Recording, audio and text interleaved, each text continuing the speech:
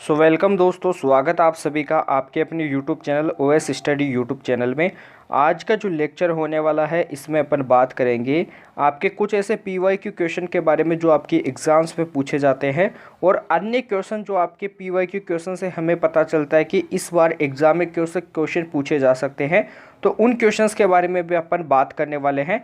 तो आपको क्या करना है, क्वेश्चंस को एंड तक देखना है, क्लास के साथ एंड तक बने रहना है, क्लास को बीच में छोड़कर नहीं जाना है, क्योंकि इनमें टोटली आपको पीवाईक्यू क्वेश्चन देखने को मिलेंगे। तो आपको क्या करना है, सभी क्वेश्चंस को देखना है। सभी क्वेश्चंस काफ़ी क्या है, इंपॉर्टेंट क्वेश्चन है। तो चलिए आज की क्लास को अपन स्टार्ट करते हैं। आज की क्लास का जो फर्स्ट क्वेश्चन दे रखा है उसे देखिए। भारत के किस भाग में कलाकोट तृतीय कोयला क्षेत्र स्थित है? तो भारत का कौन सा भाग है जहां पर कलाकोट तृतीयक यानी जो थर्ड नंबर का कोयला क्षेत्र स्थित है?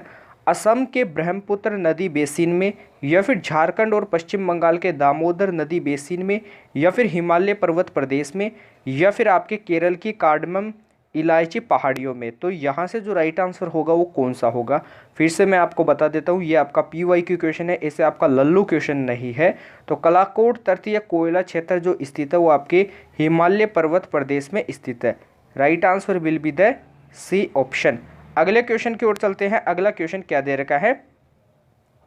निम्नलिखित में से कौन 18वीं शताब्दी में अवध राज्य का संस्थापक था? यानी 18वीं शताब्दी में जो अवध राज्य का जो संस्थापक था वो कौन था? कमेंट बॉक्स में तुरंत टाइप कर दीजिए। इसके बाद में अपन क्वेश्चन के आंसर के बारे में बात करते हैं।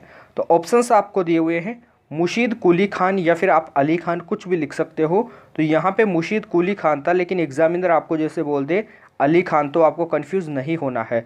शहादत खान या फिर अली बंदी खान या फिर सरफराज खान? तो 18वीं शताब्दी में जो अवध राज्य का जो संस्थापक था वो कौन था? सआदत खान था। कौन था? सआदत खान। कभी कभी एग्जामिनर इसे ऐसे भी लिख देता है सदात खान। क्या लिख देता है? सदात खान। सादत खान क्या लिख देता है इसे? सादत खान लिख देता है। इसे भी लिखा हुआ मिल सकता है सादत खान। तो दोनों एक ही है, सादत खान या फिर सादत खान।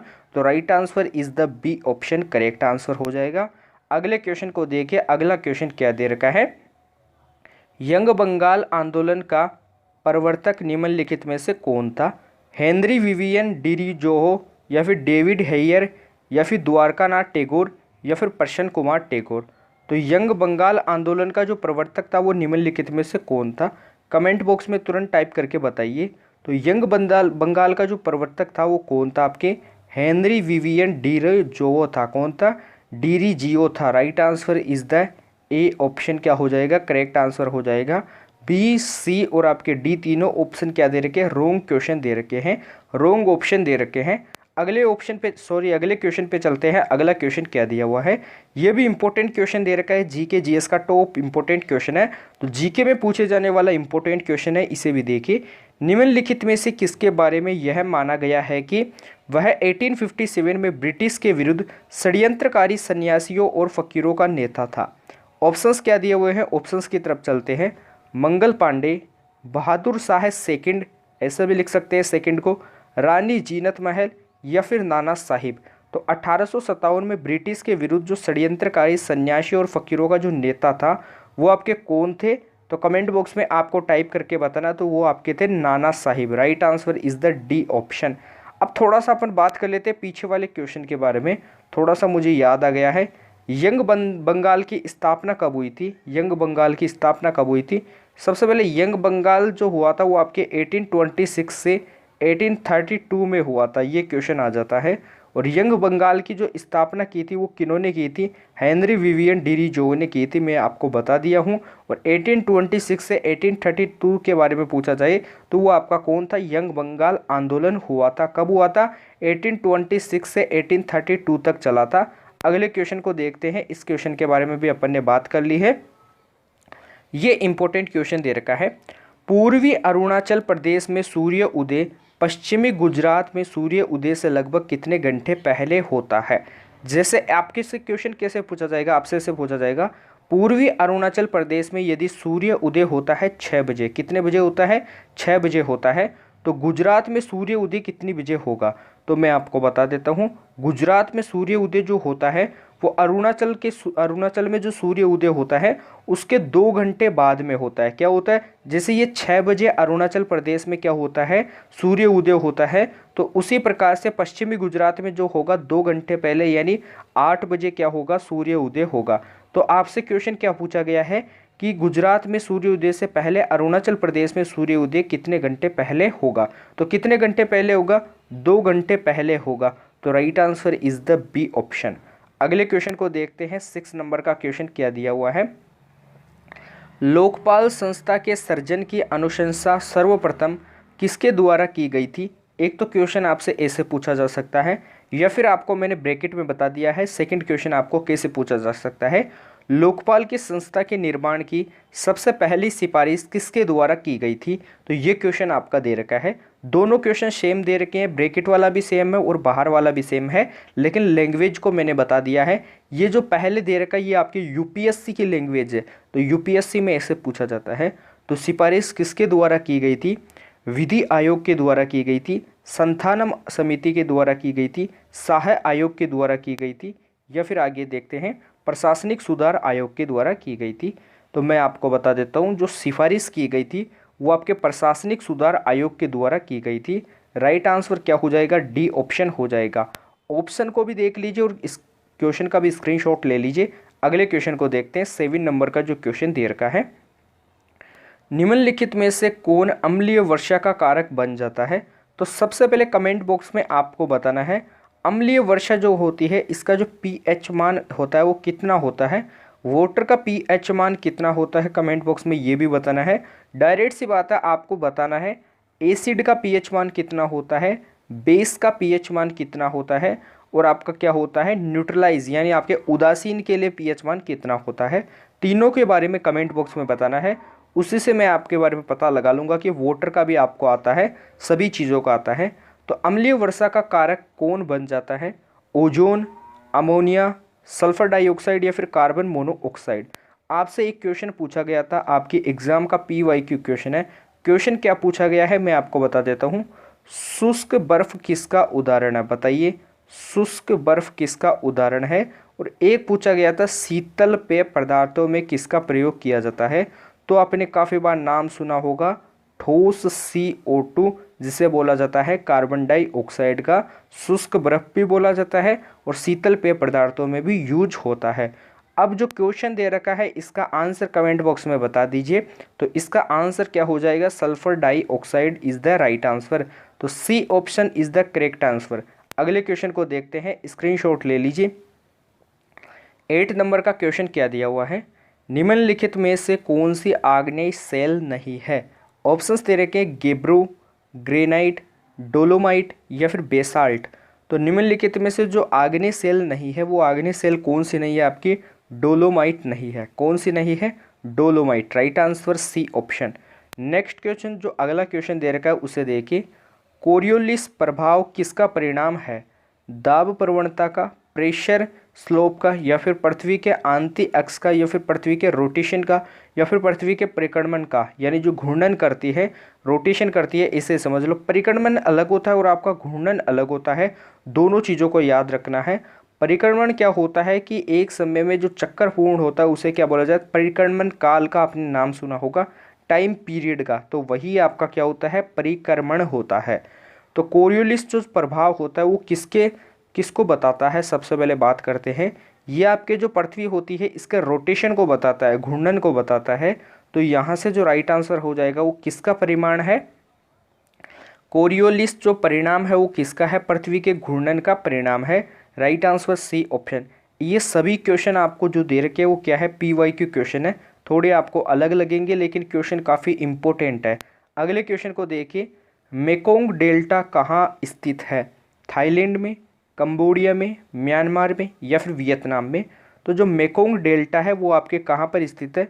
वियतनाम में स्थित है। कहाँ पर स्थित है? वियतनाम में स्थित है। Right answer D option. ये आपका very very very important question है, नोट कर लेना है। अगले क्वेश्चन को देखते हैं, भारत के निम्नलिखित में से किस राज्य में सबसे अधिक लंबी तटरेखा है? ऑप्शंस दिए हुए हैं, इनमें से आपको बताना है कि सबसे अधिक जो लंबी तट रेखा है वो कौन से राज्य की है। महाराष्ट्र की है, आंध्र प्रदेश की है, गुजरात की है या फिर पश्चिम बंगाल की है। तो इनमें से जो अधिक लंबी जो तट रेखा है वो किसकी है, गुजरात की है। अब आपको मैं एक क्वेश्चन दे देता हूँ कि निम्न, आपको मैं 4 ऑप्शन दे देता हूँ, 4 ऑप्शन दे देता हूँ, इनमें से आपको बताना है कि तट रेखा लंबाई किसकी अधिक है। लास्ट का ऑप्शन दे रखा है आपको पश्चिम बंगाल, फर्स्ट ऑप्शन आपको मैं दे देता हूँ ओडिशा दे देता हूँ, सेकंड ऑप्शन में आपको दे देता हूँ तमिलनाडु दे देता हूँ, क्या दे देता हूँ, तमिलनाडु। थर्ड ऑप्शन में आपको दे देता हूँ कर्नाटक दे देता हूँ। चारों में से आपको बताना है कि इनमें से किस राज्य की तट रेखा सबसे लंबी है। पहला ऑप्शन दे रखा है ओडिशा, सेकंड ऑप्शन दे रखा है तमिलनाडु, थर्ड ऑप्शन दे रखा है कर्नाटक और फोर्थ ऑप्शन दे रखा है पश्चिमी बंगाल।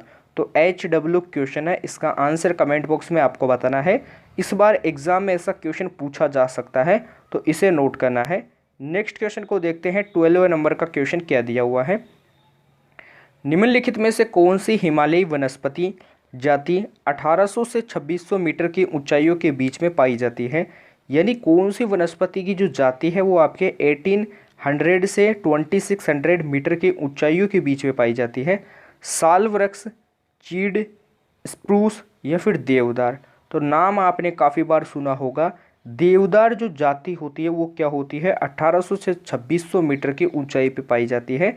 या फिर इसका जो पूरा नाम होता है वो क्या होता है, मैं आपको बता देता हूँ, सेड्रस देवदार होता है। क्या होता है, सेड्रस देवदार होता है। तो ये भी आपको नोट कर लेना है। एग्जाम में आपसे ऐसे भी पूछा जा सकता है कि सेड्रस देवदार होगा या फिर स्प्रूस होगा, चीड़ होगा या फिर साल होगा। तो ये आपका सेड्रस देवदार राइट आंसर होगा। अगले क्वेश्चन को देखिए। 30 नंबर का जो क्वेश्चन दे रखा है इसे आपको देखना है। निम्नलिखित 4 धातुओं में से किसका गलनांक न्यूनतम होता है। सोडियम, पोटेशियम, रुबिडियम या फिर सीजियम। सबसे पहले एक क्वेश्चन का आंसर दीजिए। जो आपका क्या होता है, कांच जो होता है, ग्लास, ग्लास जो होता है कांच, ये क्या होता है, एक प्रकार के अतिशीतित द्रव होता है। क्या होता है, अतिशीतित द्रव होता है। अतिशीतित द्रव क्यों होता है, क्योंकि कांच में क्या होता है, बहने का गुण पाया जाता है। किसका, बहने का गुण पाया जाता है। तो इसी कारण इसे अतिशीतित द्रव कहा जाता है। अब एक क्वेश्चन आपकी एग्जाम में और पूछा जाता है, लोह चुंबकीय पदार्थ कौन कौन से होते हैं। लोह चुंबकीय पदार्थ के उदाहरण बताइए। तो लोह चुंबकीय जो आपके होते हैं वो कौन कौन से होते हैं। आयरन होता है, कोबाल्ट होता है, निकिल होता है और आपके आयरन, कोबाल्ट और निकिल, ये तीनों क्या होते हैं, लोह चुंबकीय पदार्थ होते हैं। एग्जाम में क्वेश्चन पूछा गया है, आगे भी पूछा जा सकता है। और आपका जो ये क्वेश्चन दे रखा है ये आपका HW क्वेश्चन है। आंसर कमेंट बॉक्स में आपको टाइप करके बताना है। अगले क्वेश्चन को देखते हैं। अगला क्वेश्चन क्या दिया हुआ है, निम्नलिखित में से कौन सी एक नदी कावेरी नदी की सहायक नदी नहीं है। हेमावती, अक्रावती, इंद्रावती या फिर अमरावती। तो कमेंट बॉक्स में बताइए कि निम्नलिखित में से कौन सी एक नदी है जो कावेरी नदी की सहायक नदी नहीं है। तो वो आपके कौन सी नदी हो जाएगी, इंद्रावती नदी हो जाएगी। Right answer C option. अगले क्वेश्चन को देखते हैं। अगला क्वेश्चन क्या दिया हुआ है, 799 में किंग जॉर्ज के बादशाह नामा किससे भेंट किया था, यानी किसने भेंट किया था। अबुल फजल ने, जॉर्ज के बादशाह से नामा से किसने भेंट की थी। अबुल फजल ने, अवध के नवाब ने, अब्दुल हामिद लाहौरी ने या फिर विलियम जोन्स ने। तो किसने भेंट की थी, अवध के नवाब ने क्या की थी, भेंट की थी। Right answer B option. Question को नोट कर लीजिए। अगले क्वेश्चन पे अपन जाने वाले हैं। अगला क्वेश्चन जो दे रखा है वो भी क्या दे रखा है, काफ़ी इंपॉर्टेंट क्वेश्चन दे रखा है। द इंडिया स्ट्रगल 1920-1934 के बीच में चली थी। ये आपके पुस्तक के लेखक निम्नलिखित में से कौन है। तो सबसे पहले जो पुस्तक होगी वो संबंधित किससे हो जाएगी, 1920 से 1934। इसको भी मैंने आपको बता दिया। क्वेश्चन बिल्कुल आपको इससे कैसे दिखाई देगा। तो इस पुस्तक के जो लेखक है वो कौन है, मौलाना अबुल कलाम, जयप्रकाश नारायण जी, सुभाष चंद्र बोस जी या फिर मानवेंद्र नाथ रॉय। तो द इंडिया स्ट्रगल जो पुस्तक के लेखक है वो कौन है, सुभाष चंद्र बोस जी है। Right answer is the C option. अगले क्वेश्चन को देखते हैं। अगला क्वेश्चन क्या दिया हुआ है, मेरियान खाई किस महासागर तल में स्थित है। तो इसका आंसर कमेंट बॉक्स में बताइए कि मेरियान जो खाई है वो किस महासागर तल में स्थित है। दक्षिणी अंटार्कटिक महासागर में स्थित है, पश्चिमी प्रशांत महासागर में स्थित है, पूर्वी प्रशांत महासागर में स्थित है या फिर उत्तरी अंटार्कटिक महासागर में स्थित है? तो कमेंट बॉक्स में आंसर टाइप। तो ये आपके कौन से महासागर में स्थित है? पश्चिमी महासागर में स्थित है। Right answer B option, note कर लीजिए। अगले क्वेश्चन पे चलते हैं। अगला क्वेश्चन देखिए, विपिन चंद्र पाल के बारे में निम्नलिखित कथनों में से कौन सा सही है? सबसे पहले आपको इस क्वेश्चन का आंसर देना है, लेकिन इस क्वेश्चन से आंसर से पहले मैं आपसे एक क्वेश्चन पूछ लेता हूँ। सबसे पहले आपको एक क्वेश्चन का आंसर देना है, काफ़ी इंपॉर्टेंट क्वेश्चन है।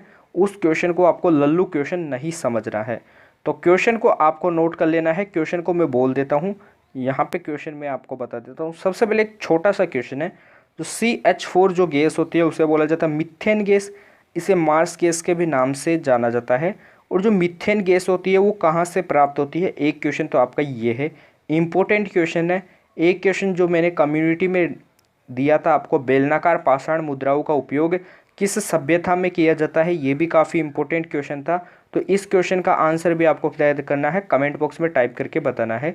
एक क्वेश्चन है जो आपका इंपॉर्टेंट है, संयुक्त राष्ट्र ने 21 जून को किस दिवस के रूप में घोषित किया है? यानी जो संयुक्त राष्ट्र है इसने 21 जून को किस दिवस के रूप में घोषित किया है? जो 21 जून को दिवस बनाया जाता है वो कौन सा बनाया जाता है? तो आपको कमेंट बॉक्स में आंसर बताना है। अब बात करते हैं अगले क्वेश्चन के बारे में। ये क्वेश्चन दे रखा, क्वेश्चन को देखिए सबसे पहले। तो जो क्वेश्चन दे रखा है, विपिन चंद्र पाल के बारे में निम्नलिखित कथनों में से कौन सा सही है? वे कांग्रेस के नरम दल के सदस्य थे, वे कांग्रेस के गरम दल के सदस्य थे। अगला देखिए, वे स्वतंत्र भारत की पहली सरकार में रक्षा मंत्री थे, या फिर वे पश्चिमी बंगाल के मुख्यमंत्री थे। तो विपिन चंद्र पाल के बारे में इन कथनों में से कौन सा राइट आंसर है? तो मैं आपको बता देता हूँ, विपिन चंद्र पाल से क्वेश्चन कभी भी पूछा जाए तो आपको इतना याद रखना है कि ये गरम दल के सदस्य थे। राइट आंसर क्या हो जाएगा कि ये कांग्रेस के क्या थे? गरम दल के सदस्य थे। Right answer is the B option. अगले क्वेश्चन को देखिए। अगला क्वेश्चन क्या दे रखा है, निम्नलिखित में से कौन G7 का सदस्य नहीं है? फ्रांस, जर्मनी, रूस, जापान। इसकी ट्रिक होती है गर्लफ्रेंड को जूस पिलाओ। मैंने आपको पीछे वाले जो वीडियोस है प्लेलिस्ट में जाके आपको देखना है, उनमें काफ़ी वीडियोस में मैंने इसकी ट्रिक बता रखी है, तो उस ट्रिक को आपको वहाँ पे देखना है। तो मैं यहाँ पे डायरेक्ट आपको बता देता हूँ, G7 का जो सदस्य देश नहीं है वो आपका रसिया नहीं है, रूस नहीं है। फ्रांस आपका G7 देश का सदस्य है, जर्मनी है, जापान है, कनाडा है। ऐसे आपके काफ़ी क्या है G7 के सदस्य देश हैं। अगले क्वेश्चन पे बात करते हैं। अगला क्वेश्चन देखिए, नेहरू महाल नोबिस विकास की युक्ति निम्नलिखित में से किस एक पंचवर्षीय योजना द्वारा पहली बार कार्यान्वित की गई थी? पहली पंचवर्षीय योजना, दूसरी पंचवर्षीय योजना, तीसरी पंचवर्षीय योजना या फिर सातवीं पंचवर्षीय योजना? तो मैं आपको बता देता हूँ, नेहरू महाल नोबिस विकास की युक्ति के बारे में कभी भी आपसे बात किया जाता है तो मैं यहाँ पे थोड़ा सा आपको ट्रिक भी बता देता हूँ। जैसे मैं ट्रिक बता देता हूँ, जैसे आपका क्या दे रखा है, ये नेहरू दे रखा है, इसका जो लास्ट का दे रखा है इसे रू बना हुआ है, तो रू के अनुसार ये आपका किसके अनुसार किसकी तरह दिखाई देता है? टू की तरह दिखाई देता है। तो ये आपके कौन सी हो जाएगी? दूसरी पंचवर्षीय योजना हो जाएगी। Right answer B option. अगले क्वेश्चन को देखिए। अगला क्वेश्चन क्या दिया हुआ है, निम्नलिखित में से कौन सी ग्रीन हाउस गैस वायुमंडल में विशालतम सांद्रता में है? Chlorofluorocarbon, nitrous oxide, carbon dioxide या फिर मीथेन? तो आपकी कौन सी है? कार्बन डाइऑक्साइड है। फॉर्मूला क्या होता है? CO2 होता है। कार्बन का एटॉमिक नंबर क्या होता है? 6 होता है। ऑक्सीजन का एटॉमिक नंबर क्या होता है? 8 होता है। कार्बन जो होता है इसका एटॉमिक वेट कितना होता है? आपका 12 होता है। ऑक्सीजन के एक मॉलिक्यूल का जो वेट होता है वो कितना होता है? 16 होता है। तो 2 का कितना हो जाएगा? 32 हो जाएगा। टोटल को यदि अपन ऐड करेंगे तो आंसर कितना आएगा? 44 ग्राम आ जाएगा। तो ऐसे क्वेश्चन भी आपसे पूछे जा सकते हैं। अगले क्वेश्चन को देखिए। अगला क्वेश्चन क्या दे रखा है, निम्नलिखित में से किसके विलयन का pH 7 से कम होता है? NaOH का, KCl का, FeCl3 का या फिर NaCl का? तो किसका जो विलयन का जो pH होता है वो क्या होता है? 7 से कम होता है। तो 7 से कम किसका होता है? FeCl3 का होता है। किसका होता है? FeCl3 का होता है। अगले क्वेश्चन को देखते हैं। अगला क्वेश्चन क्या दिया हुआ है, भारत के उच्चतम न्यायालय का प्रत्येक न्यायाधीश किसके द्वारा नियुक्त किया जाता है? तो क्वेश्चन ये भी क्या दे रखा है? इंपॉर्टेंट दे रखा है, मंत्रिमंडल के द्वारा, भारत के राष्ट्रपति द्वारा, लोकसभा द्वारा या फिर नन ऑफ दिस किसी के द्वारा नहीं। तो क्वेश्चन का आंसर दीजिए। तो मैं बता देता हूँ, उच्चतम न्यायालय का प्रत्येक न्यायाधीश नियुक्त किया जाता है वो किनके द्वारा किया जाता है? भारत के राष्ट्रपति द्वारा नियुक्त किया जाता है। राइट आंसर क्या हो जाएगा? बी ऑप्शन हो जाएगा। अगले क्वेश्चन को देखिए। अगला क्वेश्चन क्या दिया हुआ है? मद्रास में इंग्लिश ईस्ट इंडिया कंपनी के अधिवास के स्थान को किस नाम से जाना जाता था? तो बताइए, फोर्ट विलियम के नाम से, फोर्ट सेंट जॉर्ज के नाम से, मार्बल पैलेस के नाम से या फिर एलिफस्टन सर्किल के नाम से। तो मद्रास में जो इंग्लिश ईस्ट इंडिया कंपनी थी इसको किस नाम से जाना जाता था? फोर्ट सेंट जॉर्ज के नाम से जाना जाता था। राइट आंसर क्या हो जाएगा? बी ऑप्शन हो जाएगा। अगले क्वेश्चन को देखते हैं। अगला क्वेश्चन क्या दिया हुआ है? भारत के संविधान की उद्देशिका में समाजवादी शब्द निम्नलिखित में से किस एक संशोधन अधिनियम के माध्यम से, यहाँ पे थोड़ा सा ये वर्ड क्या दे रखा है आपको, अलग दे रखा है। तो वर्ड को मैं यहाँ पे बता देता हूँ। ये आपका वर्ड ऐसे लिखा हुआ था, अंतर्वृष्ट। क्या लिखा हुआ था? अंतर्वृष्ट लिखा हुआ था। तो अंतर्वृष्ट किसके द्वारा किया गया है? 41 संविधान संशोधन के अनुसार या फिर 42वां संशोधन अधिनियम, 43वां या फिर 44वां। तो मैं बता देता हूँ वो आपका कौन सा संशोधन अधिनियम था। वो आपका जो संशोधन अधिनियम था वो आपका 42वां संशोधन अधिनियम था। Right answer is to be option. अगला क्वेश्चन देखिए। अगला क्वेश्चन क्या दिया हुआ है? तो थोड़े क्वेश्चन के बारे में अपन बात कर लेते हैं। एक क्वेश्चन जो आपके एग्जाम में काफ़ी बार पूछा जाता है। सबसे पहले बताइए कि हिंद स्वराज पुस्तक के लेखक कौन है? कमेंट बॉक्स में आपको बताना। 4 क्वेश्चन दे देता हूँ। हिंद स्वराज पुस्तक के लेखक कौन है? द डिस्कवरी ऑफ इंडिया पुस्तक के लेखक कौन है? ये भी बताना है। नहीं आता है तो कल की क्लास में अपन इनके बारे में बात करेंगे। द डिस्कवरी ऑफ इंडिया पुस्तक के लेखक कौन है? अगला बताइए कि poverty and un British rule in India, poverty and un British rule in India पुस्तक के लेखक कौन है? ये भी क्या है? इम्पोर्टेंट क्वेश्चन है। रूल इन इंडिया पुस्तक के लेखक कौन है?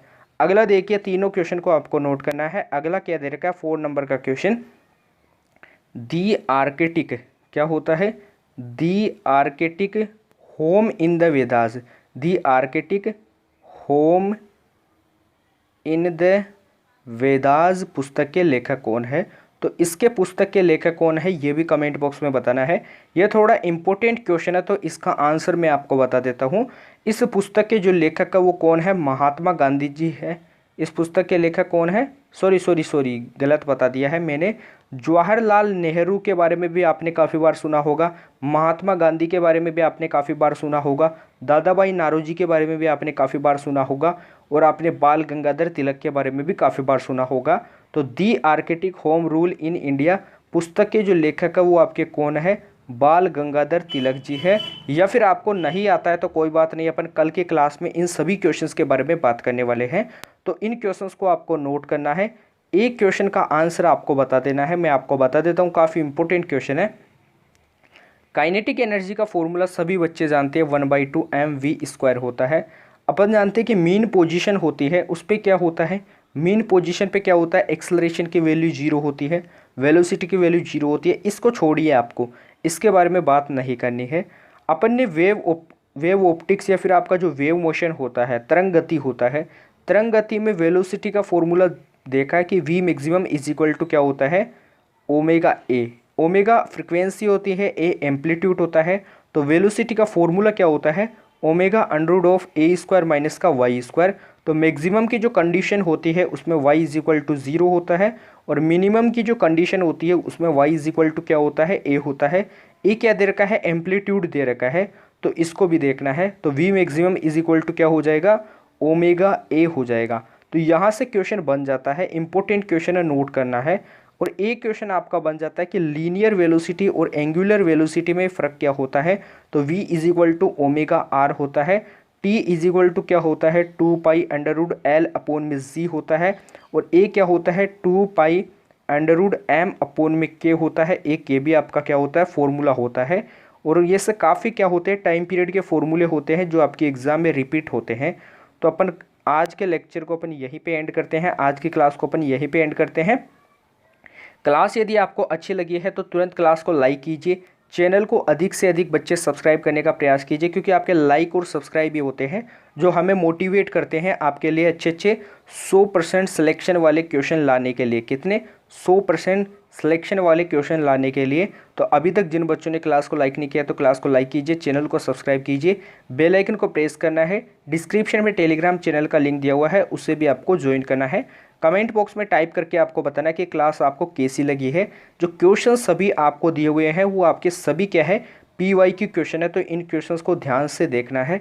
तो अपन कल मिलते हैं ऐसे बेहतरीन सेशन के साथ, तब तक के लिए जय हिंद, जय भारत, धन्यवाद।